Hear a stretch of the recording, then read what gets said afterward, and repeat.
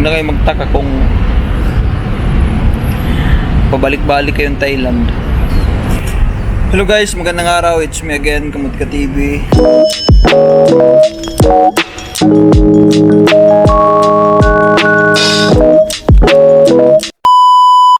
At kung bago ka lang sa YouTube channel ko, huwag kalimutan subscribe. And salamat guys sa mga nagsusupport sa channel ko. And gusto kong shoutout yung mga viewers natin na yan. Shoutout sa lahat. Shoutout sa mga lagi nanonood sa vlog ko. Ayan, na-comment lang yung mga may mga tanong kayo na hindi nyo maintindihan about dito sa Macau at sasagutin natin. And guys, yung mga bago sa channel ko ngayon lang napanood is check nyo po lahat ng channel ko at may mga baka may mga matutunan kayo doon about dito sa Macau, diba? Yung mga gusto lang mag Macau. Ayan, shoutout sa mga mandirigma natin dito sa Macau. Tuloy lang, sipagan nyo lang guys. And tiyaga talaga at dasal. And kung mas maganda kayo lang mag-isa, mag-apply. Kung na kayo yung mga grupo-grupo na yan, hindi maganda yan guys, yung mga grupo-grupo na yan. Mas maganda yung magsulukan na lang. Magano ka eh. Alam mo yung silent mode ka lang. Malakad ka lang sarili mo. Kasi pag marami kayo, ano yan eh. Pag may ayaw yung isa, wala na yan. Kaya lagi ko na-advise, mas maganda ikaw na lang. Tsaka pag ikaw lang guys, lahat mapupuntahan mo. Dapat pag ikaw lang mag-isa, malakas loob mo. Kasi kung mahina loob mo, may nakita kang agency, titingnan mo lang, hindi mo papasukin, wala din, diba? Kung yung lakas ng loob mo nakasuporta lang sa mga kasama mo, malabo yan. Mahirapan ka dito makahanap ng trabaho.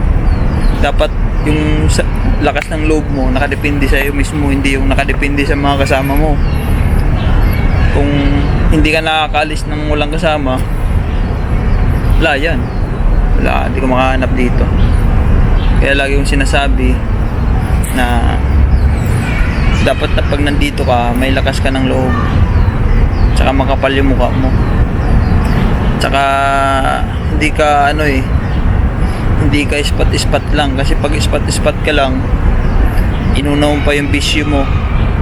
Kasi hindi ka nakaalis kasi nga naginom ka kagabi. Wala na, di ka talaga makahanap dito ng trabaho. Kaya in-advise ko yung mga gusto mag-Macau na yung gusto is pagdating dito may trabaho na agad. Kung na kayo mag-Macau, oo, totoo. Yung mga yung mga pupunta ng Macau na gusto, wala pang isang buwan may trabaho na, tapos tamad naman, ay huwag ka na pumunta dito sa Macau. Makakagulo ka lang dito. Tsaka baka may sisihin ka pa. Baka sisihin mo pa ako eh. Diba? Yan guys, may mga nagko-comment kasi na sasagutin ko lang na nag-invite daw ako ng mga dito. Nag-invite ako ng mga tao na pumunta ng Macau, maghanap ng trabaho, tapos wala naman trabaho dito. Yung mga borders daw niya is nakailang balik na ng Thailand, wala din nakahanap, tapos umuwi na ng Pilipinas. Ayan guys, isa yan sa mga matagal na raw siya dito sa Macau. Yung nagko-comment, matagal na siya dito sa Macau. Isa din yan guys yung mga kababayan nating Pilipino dito sa Macau na may mga trabaho is binibigyan nila ng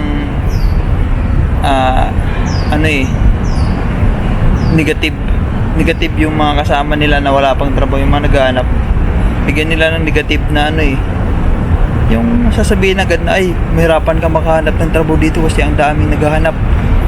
Pangit yun. Dapat encourage mo yung wala pang trabaho na kailangan mo magsipag dito, magtiyaga, kasi dito marami nag-a-apply, pero pag matyaga ka, masipag ka, makakahanap ka agad ng trabaho. Hindi yung sasabihin mo agad na ay di ka makahanap dito ng trabaho, ang hirap may maghanap. Pangit yun, kasi yung sasabihan mo paano kung mahining loob, wala na, hindi na gagalaw yan. Isipin niya marami pala naghahanap dito ng trabaho, paano ako nito makakahanap, diba? Dapat hindi ganun. Naiinis ako sa mga ganyang tao na yung mga may mga trabaho na dito sa Macau. Niyayabangan nila yung mga wala pang trabaho dito sa Macau. Kasi alam nyo guys, yung may mga trabaho dito sa Macau, halos dyan galing sa Mandirigma na yan. Dyan galing. Ngayon mayabang sila kasi wala na sila dyan sa sitwasyon na yan. Nung dati, para silang nung nasa sitwasyon pa nila sila dyan na Mandirigma pa lang. Kala mo, pasang sisiw diba? Nakailang exit din sa Thailand yung iba. Pero ngayon mayayabang na kasi may mga trabaho na. Niyayabangan na yung mga wala pang trabaho na naghahanap dito, masyadong dinadown nila. Ganun. Akala mo kasi hindi nila dinanas yung mga ganyan Kaya nakakainis yung ganun na ida-down mo yung tao. Ay, di makakahanap yan kasi ang daming nag-apply dito. Matagal na yan na marami naghahanap dito ng trabaho sa Macau. Matagal na yan noon pa hanggang ngayon. Diba? Yung lang kasi dito guys talaga, diskarte talaga. Sipag, tiyaga at dasal. Yun, kung sipag lang, wala kang tiyaga, kaya naman. Basta araw-araw ka lang naalis. Hindi lang guys yung walk-in ka lang na punta ka lang sa mga agency, mag-online ka din kasi para may marami kang option. Ganun. Yun yung ibig ko sabihin, mag-dropbox ka, online, di ba? Magpasa-pasa ka ng resume sa mga sa mga agency. Dito pag ka, mas maganda nga pag online ka pag dito ka sa Macau online ka kasi priority ka nila kasi nandito ka sa Macau. Anytime pwede ka nila interviewin. Ganun, kaya sinasabi ko online tsaka walk-in. Yung mga kasi ganun yun nangyari, 'di ba? Sabi niya kasi nakailang balik ng Thailand, hindi pa nakahanap kasi nga hindi niya binibigyan ng yung motivation na yung para maging masipag. Siguro lagi niyang wala yan mangyayari. Kawawa naman yung mga borders niya. Ganat ng trabaho, di ba?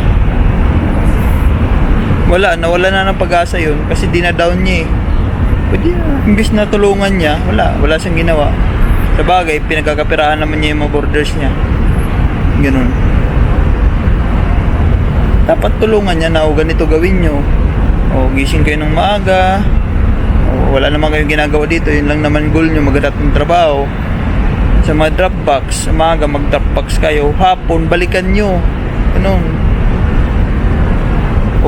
Mag-ikot-ikot kayo dito. Baka may mga agency pa kayo na di nakikita. Di ba mga ganun? Hindi yung sasabihin mo, wala na. Hindi ka na makahanap trabaho dito. Kasi ang dami naghahanap. Oo nga, marami naghahanap. Pero hindi lahat totally talaga yung talagang totoong naghahanap. Sabi ko nga lamang iba mga ispat-ispat lang yan. Yung iba bihira lang umalis, yung iba nga isang linggo, isang beses lang naalis. Diba? Pero kung masipag ka, lamang ka sa kanila. Diba? Ganun yung ibig ko sabihin. Kahit marami naghanap dito ng trabaho sa Macau, pag masipag at masaga ka, dasal, lamang ka sa kanila. Kumbaga sa takbuhan, malayo. Ang layo muna sa kanila. Ganoon. Siguro mga yun na umuwi na ng Pilipinas, hindi talaga yung naghahanap ng trabaho. Mga tamad yun Gusto nila, pag nagpasa sila sa agency, kinabukasan tawagan na. Hindi ganun guys. Hindi ganun. Talagang aaraw-arawin mo yun. Dito. Isang buwan ba naman? Imposible naman yan 2 buwan ka dito. 3 buwan? Posible yan. Diba? Gawan mo kasi ng diskarte din. Wag kang nakadepende sa mga kasama mo. Dapat may ikaw mismo lagi umalis. Wag kang didepende. Dapat yung lakas ng loob mo nakadepende sa sarili mo. Wag sa iba. Porket hindi umalis yung kasama mo, di ka rin naalis. Ay naku, paano ka makahanap ng trabaho niyan? Sisisihin mo pa ako, sabihin na dami kong inaano dito sa Macau. Kaya guys, dami kong in-invite dito sa Macau na pumunta sa Macau. Kasi nga, okay naman yung Macau. Diba? Malapit lang sa Pilipinas. Medyo mataas yung sahod. Diba? Anytime pag dito sa Macau, pwede ka umuwi. Pag 2 araw di mo, pwede ka umuwi sa Pilipinas. Lapit lang. Yung pamasahe, mura lang. Diba? Yun yung sinasabi ko. Kaya dito sa Macau guys, sabihin natin mahirap maghanap ng trabaho. Mahirap maghanap sa mga taong tamad. Gusto nila pag-apply, may trabaho na agad sila. Hindi ganun. Tsaka kung nandito ka man, naghanap ka man ng trabaho, di ka nakahanap ng una, nag-exit ka ng Thailand, tanggapin mo. Kasi isipin mo, may kasalanan ka din doon sa, isipin mo yung mga ilang buwan mong paghanap dito ng trabaho sa Macau, may mga mali ka pa nagawa. You know? Para pagbalik mo ng Macau, ulit, hindi mo nagawin yung mga mali mo. Diba? Lahat naman nag-i-exit ang Thailand. Yung iba, 10 pa nga yung 9 pa nga, yung kasabay ko doon sa sa Thailand, nag-Thailand ako Diba? 9 na beses pero hindi sa sumuko. Ngayon may trabaho na. Diba? Kasi nga, may mga mali siyang ginawa. Hindi naman daw kasi siya lagi naalis siyempre may kapatid siya dito. Umaasa sa kapatid niya. Ganun. Pero kung wala kang maghanap, wala kang aasahan dito, talagang desidido ka talaga. Tsaka guys, yung mga hindi nakakahanap ng trabaho dito sa Macau, namimili ng trabaho yan. Namimili ng trabaho. Totoo yan. Gusto ng cleaner, pero yung may interview sa ng, sabi natin, dishwasher, hindi niya puntahan kasi gusto na ng cleaner. Sayang yun, yung trabaho na yun guys. Huwag nyo sasayangin yung mga opportunity na darating sa inyo. Diba? Huwag kayo mamimili. Kasi kung mamimili kayong trabaho dito sa Macau, huwag na kayo magtaka kung pabalik-balik kayong Thailand. Diba? Kung anong mayroon, tanggapin nyo. Diba? Tanggapin nyo muna ngayon. Siyempre, mas kasi dito sa Macau guys, mas madali ka makatrabaho pag may experience ka na ng Macau mismo. Pero yung wala pang experience, ay naku, huwag ka muna mamili sa ngayon. Maglagay ka muna ng sa resume mo ng Macau. Dishwasher in Macau. Nakalagay doon Macau. Yun, mabilis ka na niya matanggap kasi nga may experience ka dito sa Macau, di ka na mangangapa. Kung wala ka pang experience ng Macau, puro Pilipinas lang. Doktor pa yun ha. Paano yun? Diba? Yan kung anong mayroon, tsaka ka na maghanap ng trabaho pagkatapos kontrata mo. Saglit lang naman yun. Diba? Pero kung mamimili ka ng trabaho, umuwi ka ng Pilipinas, huwag ka na mag-Macau. Oo, huwag ka na mag-Macau, sinasabi ko. Tsaka wag kang mahina yung loob mo, iyakin ka, huwag ka na mag-Macau. Pilipinas ka na lang, doon ka na lang. Or doon ka na lang kung galing ka man sa cross country ka man, doon ka na lang sa lugar mo, huwag ka na kung puro what if iniisip mo, paano hindi ako makahanap trabaho, huwag ka na mag-Macau kung puro ganun. Kasi kung hindi mo susubukan, wala mangyayari. Di ba? Dami ng ganyan na what if nag-Macau, pero ngayon nandito na sila, may mga trabaho na kasi nga sinubukan nila. Diba? Ganun. Guys, shoutout sa may mga trabaho na dito sa Macau. Huwag nyo naman i-down yung mga bago dito na ganap ng trabaho. Huwag nyo i-discourage. Encourage nyo na magsipag, magtiyaga. Hindi yung sasabihin nyo, ay wala na yan. Baka trabaho yan. Kasi nga, dami naghanap trabaho dito. Nako. Negative ka talaga. Kala mo naman di mo naranasan yung ganun Encourage mo siya na maging masipag araw-araw. Alis ka. Kaya mo yan. Pero yung sasabihin mo, wala yan. Sa dami nag-apply ngayon, malabo ka makahanap trabaho dito. Pabook ka ng ticket pa Pinas. Ay, wala na. Pag sinabihan mo pa naman yung bago, wala na, mag-iisip na yun araw-araw. Mawalan ng baka di na umalis yan. Nandyan na lang sa bahay nakaiga. Ubusin na lang yung visa, tsaka umuwi ng Pilipinas. Diba? Huwag ganun. Pangit yun. Dapat bigyan mo siya ng encourage mo yung tao. Kung galing ka man sa pagiging mandirigma, bigay mo yung ginawa mo dati, o ganito yung experience ko dati, ganito ginawa ko, kaya nakahanap akong trabaho. Ibigay mo sa kanya yung mga diskarte mo dati. Hindi yung hayaan mo lang siya. Kung ganito ginawa ko dati, nung nagmakaw ako, araw-araw ako naalis. Nag-Thailand din, ganun, ikwento mo yung mga experience mo rin. Para malay mo, makatulong yun, di ba? Makatulong sa kanya. Hindi magpasalamat pa sa sa'yo. Pangit yun yung ganun. Huwag mong i-ano yung tao. Kasi wala pang alam yan dito sa Macau. Nanood lang sa akin yan. Diba? Nanood lang sa akin. Tapos pagdating sa Macau dito, tulungan mo rin kung may alam kang agency o na wala pa, hindi ko pa na-upload. Tulungan mo. Hindi yung hayaan mo lang siya, bahala ka eh, nagbasta sa akin, nagbabayad ka naman sa akin ng bahay, diba? Ganun yun. Yun lang guys, yun lang isi-share ko. Basta wag ka na magmakaw pag mga may attitude ka. Pag may attitude ka, wag ka na magmakaw. Ayaw ko naman na may mga tao pang madamay dahil sa hindi nakahanap ng trabaho. Manisi ka pa eh, kasalanan mo rin kasi yun, diba? Ganun, huwag ka manisi. Kasi kasalanan mo yung hindi ka nakahanap trabaho. Kasi nga, wala, di ka naghanap eh. Alang naman trabaho lumapit sa'yo, di ba? Ano yun?